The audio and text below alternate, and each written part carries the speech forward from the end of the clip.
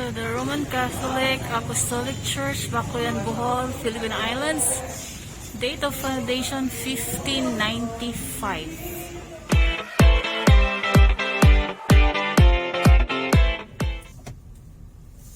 Okay, so we're here at Baclayon Church for the Novena, and there is at may magsimba.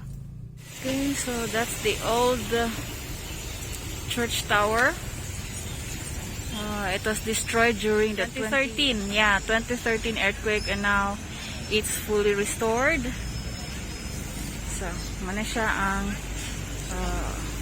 one of the oldest churches in Bohol, Baclayon Church.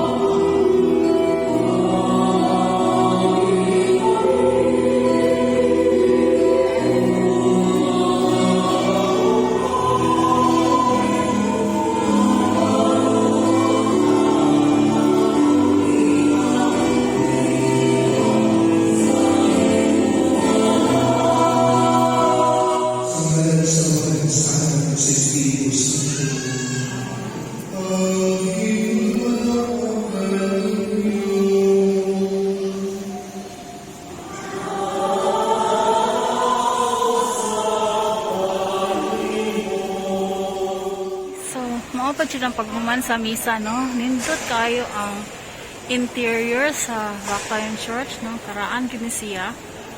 Okay, this is one of the oldest churches in the Philippines. Okay. So, ano siya? Ano ang altar? Yung altar. Okay. So, naapa ang pulpit. Gamiton sa mga pari sa una. Kung mag-homily, kung mag-sermon. Okay. So, ano siya ang Baclayon Church, ang iyang pinaka-altar. Okay. So, ano siya, no? Dito. Naapod ang choir. Okay. Dito ang koro. So, karaan nga karosa.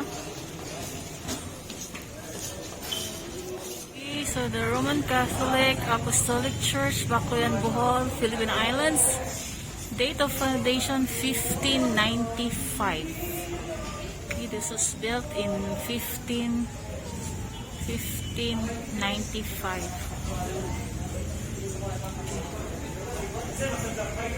May mga parish priest sa una.